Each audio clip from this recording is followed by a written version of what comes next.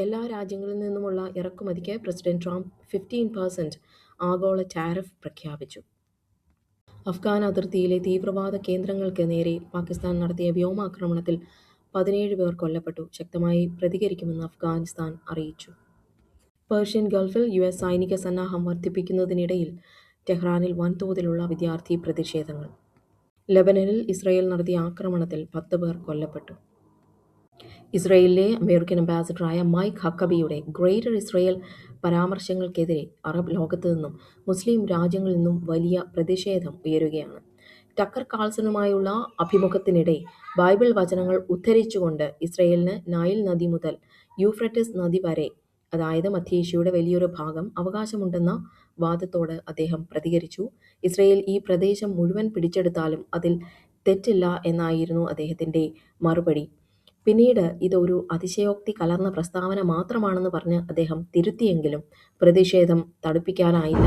Saudi Arabia, UAE, Jordan, Egypt തുടങ്ങി 14ഓളം രാജ്യങ്ങളും OIC, അറബ് ലീഗ് തുടങ്ങിയ സംഘടനകളും സംയുക്തമായി ഈ പ്രസ്താവനയെ അപലപിച്ചു. ഹക്കബിയുടെ വാക്കുകൾ അങ്ങേയറ്റം പ്രകോപനപരവും അന്താരാഷ്ട്ര നിയമങ്ങളുടെ ലംഘനവുമാണെന്ന് അവർ ആരോപിച്ചു. മേഖലയിലെ സമാധാന ശ്രമങ്ങളെയും പലസ്തീൻ പ്രശ്നത്തിനുള്ള ദ്വിരാഷ്ട്ര പരിഹാരത്തെയും ഇത് തകർക്കുമെന്നും ജോർഡനും സൗദി അറേബ്യയും മുന്നറിയിപ്പ് നൽകി. സൗദി അറേബ്യയുടെ ദേശീയ സുരക്ഷയെ യുണൈറ്റഡ് അറബ് എമിറേറ്റ്സ് തകർക്കാൻ ശ്രമിക്കുന്നു എന്ന് കുറ്റപ്പെടുത്തിക്കൊണ്ട് സൗദി കിരീടാവകാശി മുഹമ്മദ് ബിൻ സൽമാൻ UAE ദേശീയ സുരക്ഷാ ഉപദേഷ്ടാവ് തഹ്നൂൻ ബിൻ സായിദിന് സുദീർഘവും വിശദവുമായ കത്തയച്ചതായാണ് റിപ്പോർട്ട്. സുഡാനിലെ ആഭ്യന്തര യുദ്ധത്തിൽ പാരാമിലിറ്ററി വിഭാഗമായ റാപ്പിഡ് സപ്പോർട്ട് ഫോഴ്സിന് UAE നൽകുന്ന പിന്തുണ സൗദിക്ക് ഇനി സഹിക്കാനാവില്ലെന്ന് കത്തിൽ വ്യക്തമാക്കുന്നു. ഈ പിന്തുണ യുദ്ധം നീണ്ടു നിൽക്കാൻ കാരണമാകുന്നുവെന്നും സൗദി വിശ്വസിക്കുന്നു. യമനെ സൗദി അറേബ്യയുടെ പ്രത്യേക സ്വാധീന മേഖലയായിട്ടാണ് റിയാദ് കാണുന്നത്. സൗദിയുടെ അനുമതിയില്ലാതെ സതേൺ ട്രാൻസിഷണൽ കൗൺസിലിന് അഥവാ STC UAE സൈനിക സഹായം നൽകുന്നത് ഒരു റെഡ് ലൈൻ ആയി സൗദി കണക്കാക്കുന്നു. യമനിലെ തങ്ങളുടെ സൈനിക ഇടപെടൽ രാജ്യത്തിൻ്റെ സുരക്ഷയ്ക്ക് അനിവാര്യമാണെന്ന് MBS കത്തിൽ ന്യായീകരിക്കുന്നുണ്ട്.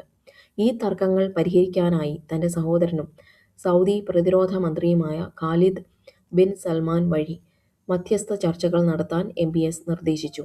അമേരിക്കൻ അധികൃതർക്കും ഈ കത്തിൻ്റെ വിവരങ്ങൾ കൈമാറിയിട്ടുണ്ട്. US പ്രസിഡന്റ് ഡൊണാൾഡ് ട്രംപ് ഈ ഭിന്നത പരസ്യമായി സമ്മതിക്കുകയും പരിഹരിക്കാൻ തനിക്ക് കഴിയുമെന്ന് പ്രത്യാശ പ്രകടിപ്പിക്കുകയും ചെയ്തിരുന്നു. ഇറാൻ തങ്ങളുടെ രാജ്യത്തെ സൈനിക വിഭാഗമായ ഇസ്ലാമിക് റവല്യൂഷണറി ഗാർഡ് കോർപ്സിനെ യൂറോപ്യൻ യൂണിയൻ ഭീകരപട്ടികയിൽ ഉൾപ്പെടുത്തിയതിന് തിരിച്ചടിയായി യൂറോപ്യൻ യൂണിയൻ അംഗരാജ്യങ്ങളുടെ നാവിക വ്യോമസേനകളെ ഭീകര സംഘടനകളായി പ്രഖ്യാപിച്ചു.